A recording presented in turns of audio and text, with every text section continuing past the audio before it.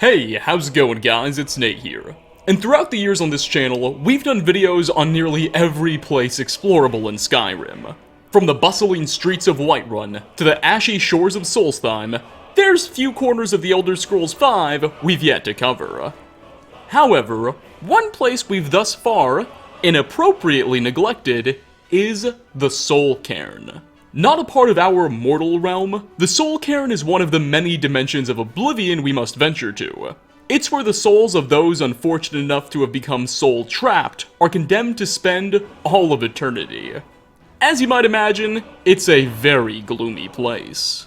The region is unique, even amongst the Elder Scrolls' planes of Oblivion, as rather than have been created and ruled by a Daedric god, as most Oblivion pockets are, its founders and current rulers were/are human beings.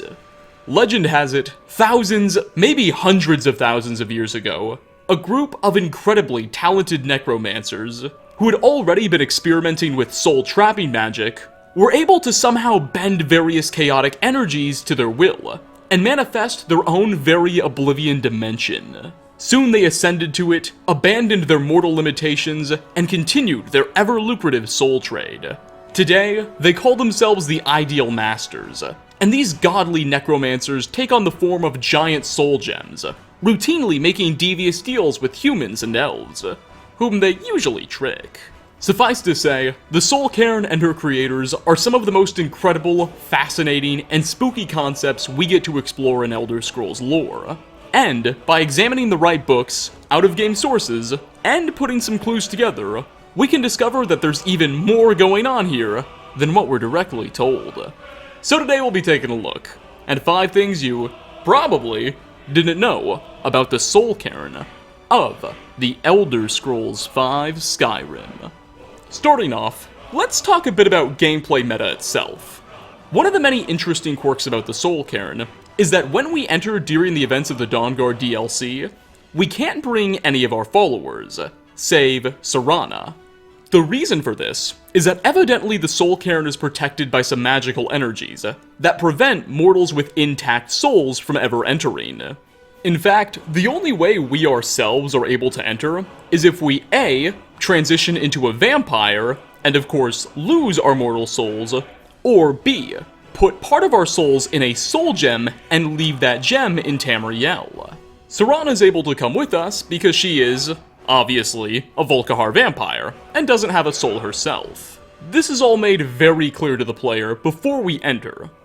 However, something the game doesn't tell you is that while it's true we can't take most of our followers to the Soul Cairn, we can't technically bring someone who isn't Serana. You see, if before entering, the player raises a fallen corpse and turns them into a thrall, or zombie, using the proper conjuration spell, you can then take that thrall with you into the Soul Cairn too. This is because thralls don't have active souls. Now, admittedly, this isn't the most practical thing to do, because most conjuration thrall spells are limited by time, meaning you can only keep one alive for, say, a minute, maybe 2 or 3, before they disintegrate into ash. Nonetheless, it's really neat that Bethesda paid so much attention to this no mortals with souls in the Soul Cairn rule that they thought about thralls and were sure to let them in too. You would have thought Bethesda would have just banned any character that wasn't you or Serana, but no, they made this exception. It's little details like this that really made me fall in love with Skyrim, and also keep this YouTube channel alive. Anyway, moving on. Next on our list, it's time to look at things in more of a grand scheme. While Skyrim's Dawnguard DLC certainly offered us our most recent chance to explore the Soul Cairn, it wasn't our first. Indeed, the Daggerfall spin-off, an Elder Scrolls Legend Battlespire, which released in 1997 for PC players, gave players our first and only other look at this Soul Cairn dimension. A little context for why we were there. Battlespire's plotline revolved around a potential Daedric invasion of the mortal world, as Mehrunes Dagon, evil god of destruction, planned to invade and conquer Tamriel. But before he could do that, he would have needed to have his armies take over a number of smaller dimensions and realms between him and Earth, or Nirn. In Battlespire, your job was to stop Dagon as he was invading those other worlds before he got to your own. Spoiler alert, you ultimately succeeded. The reason the game was called Battlespire was that one of the first places attacked by the prince was this sort of space station / dimension called the Battlespire. It's a really neat concept that I don't have time to explain. Anyway, one of the other dimensions he invades is the Soul Cairn, and you spend a good chunk of the game, like seriously, around 15 to 25% of it, here, trying to get him out. Interestingly, this version of the Soul Cairn doesn't look quite like the big purple desert we see in Skyrim. Instead, it more or less resembles a giant mansion, populated by various bone men, wraiths, and other undead foes. Likely much to your amusement, these Soul Cairn creatures were actually fighting against Dagon's invasion too, trying to push him back just like the player in Battlespire, though they would still attack the player character on sight. As we ventured through our way through this early hell, which was mostly just one giant dungeon crawl, we would eventually get a chance to meet and interact with the Ideal Masters themselves. Yeah, the very rulers of this place. While incredibly arrogant, the Ideal Masters would agree to a sort of alliance with the hero, as they weren't too keen on being invaded by a Daedric god themselves, and they would allow us access to a variety of multi-dimensional portals that would help us in our fight. We'll circle back to Battlespire later on in this video, but something I'll leave you with is this hilarious Easter egg by Bethesda. If you decide to communicate with any of the various non-hostile souls in the Cairn in Skyrim, they often will say various radiant lines of dialogue, usually just whining about their horrible situation, you know, being trapped for eternity and everything. But one of the lines of dialogue they might say to the player is this, referencing that oh-so-early Elder Scrolls game. How dare they cast me from the battle spire? I will make them pay dearly. Coming in at number 3, one of the most notable inhabitants of the Cairn we meet in Skyrim is the ancient undead dragon Durnehviir, whom we will have to do battle with. He's apparently been trapped here for tens of thousands of years, and will probably be remaining here for the rest of the years to come. According to him, Durnehviir was once a totally normal dragon, who lived in the skies above Tamriel, likely sometime in the Merethic era, back when Dovas were still flying all over the place. Unlike most of his fellow dragons, who fought with flames and ice magic, he preferred to embrace necromancy, using various spells to resurrect other dragons to do his fighting for him. Durnehviir's dabbles into the dark arts eventually led him to the Ideal Masters, whom he wanted to work out a deal with. The undead dragon wanted the Ideal Masters to provide him with an entire army of undead Dovas to do his bidding. The Masters agreed, under one simple condition.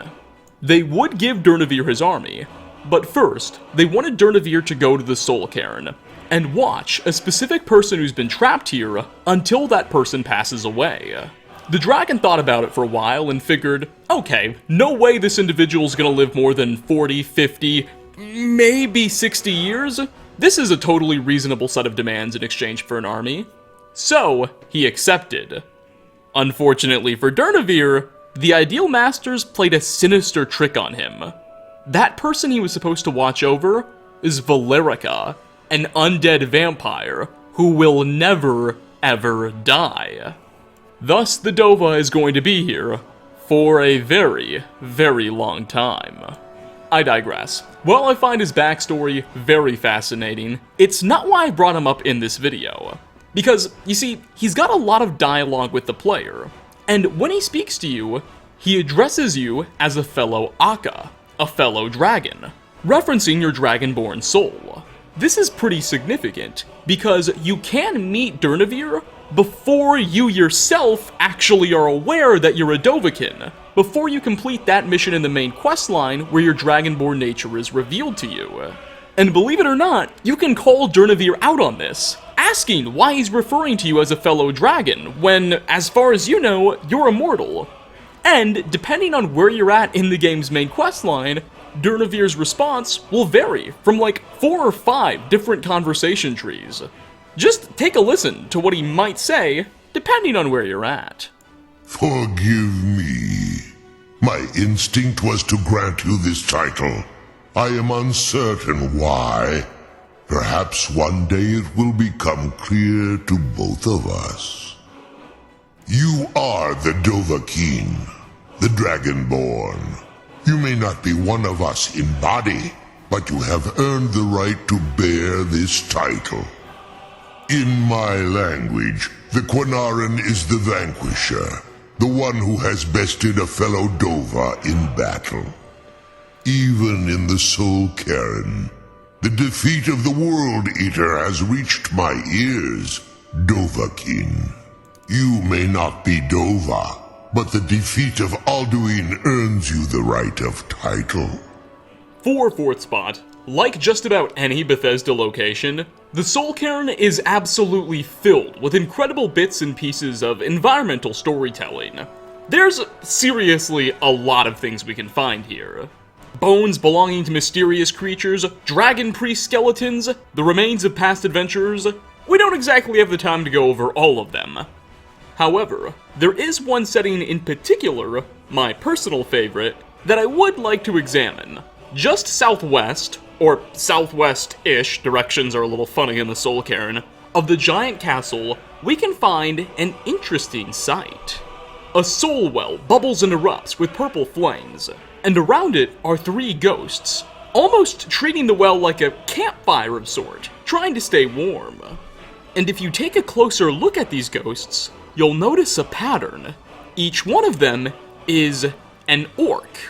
An orc wearing some sort of battle attire or armor. Nowhere else in the entire Soul Cairn are there Orsimer ghosts. It's only here. And it gets even more fascinating, because just a very short couple of steps north of this site, we can find a dragon skeleton. And all around it, orcish arrows, as well as an orcish battle axe dug into its skull. Quick side note, the arrows all around the skeleton are actually supposed to be buried inside of it too, like the axe. However, my game's collision messed up in a little bit of a glitch. I know, believe it or not. Nonetheless, the suggestion here is clear. All of these orcs died battling a dragon. Now, there's still a lot of questions about this scene whose answers aren't immediately apparent. For one, in order to enter the Soul Cairn, one needs to be soul trapped, at least usually. Yet these orcs clearly died fighting a dragon, and dragons, with the obvious exception of Durnehviir, aren't big practicers of necromancy or conjuration spells. So maybe it was a third party? Or maybe this dragon they were battling was one of Durnehviir's soldiers or something. Furthermore, I'm very curious as to when this battle between the orcs and dragons took place. There's no documented Orsimer dragon war in any book we read or anything like that. So it seems more than likely they were fending off an individual dragon attack at some point in time. Almost certainly sometime between the Malefic and First Eras, as that's when dragons were known to inhabit Tamriel in abundance. Also, why did the orcs' weapons and the skeleton of the dragon come to the Soul Cairn too? Isn't it just spirits that get teleported? My point is, there's a lot about this scene we don't know the answers to. Questions that likely only the orcs know, and the orcs won't tell. And finally, last on our list, we of course know very well how the overwhelming majority of souls we see in the Soul Cairn got here. They were mostly unwilling individuals who were unlucky enough to have been soul-trapped, and are now doomed to spend forever in this place. But what about the other creatures we encounter in the Soul Cairn that aren't those passive souls? What about the Bone Men, the Keepers, the Mist Men, who all attack the player on sight and don't offer any dialogue?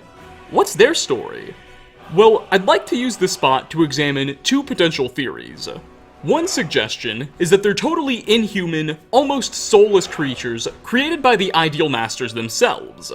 We know that many of the Daedric gods who preside over their own planes of Oblivion are capable of creating their own types of creatures to act as servants. We call these creatures Lesser Daedra. For instance, Hermaeus Mora, Daedric god of knowledge, created the Seekers and Lurkers. Maroon's Dagon, god of chaos, gave birth to the Dremora and the Scamps. Maybe the Ideal Masters just created the Bone Men, the Mistmen, and the Keepers, all by themselves. While this explanation does make some pretty good sense, other players suggest that the reality is far darker. That all of these Guardians of the Soul Cairn are actually unwilling participants. You see, back in the Elder Scrolls Battlespire, as we players fought our way through the Soul Cairn, we'd encounter a variety of creatures defending it, whom we'd have to battle against. One of Daggerfall's unique mechanics is that it allowed us to enter a conversation with almost any character we were fighting against. Now, for the most part, these conversations weren't very deep or revealing. The Soul Cairn creatures would usually just say something along the lines of, "Die, mortal," or "I'm coming for your soul." Nothing all that important. But when we talked to some of the mobs, as they were attacking us, mind you, they would actually start apologizing.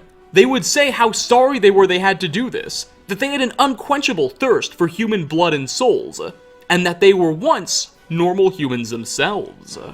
All of these more talkative Soul Cairn characters had one thing in common.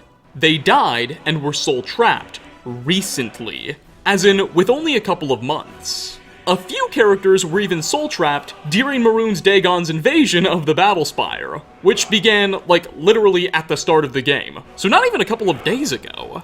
Some suspect that when people are soul trapped, they're not always just kept in the Soul Cairn as some weird spectral soul. Instead, the Ideal Masters select a few of them to become guardians of the place, to become the Bonemen, Mistmen, and Keepers. And the longer a soul has that job, the more and more their mental faculties begin to deteriorate, and the less they're able to speak. This would explain why we're able to talk with all of these people who recently died, and why all the other souls are less, well, intellectual. Maybe the reason the Ideal Masters keep all of these spectral souls around is just in case they need more people to become bone men and whatnot. Maybe they're just keeping them in storage. It's a very, very dark possibility. But, thankfully, that's just a theory. A game theory that's copyrighted. And with that, we are going to wrap up. 5 things you probably never knew about the Soul Cairn of the Elder Scrolls V Skyrim. Thanks so much for stopping by, everybody. Which of these tiny details or fun facts did you find to be the most interesting? And what Skyrim, Fallout, or any other game Easter eggs do you know of that we've yet to tackle? Leave a comment down below. As always, like ratings are very much appreciated. Again, thanks for watching, and hope to catch you all in my next video. Peace out, everyone.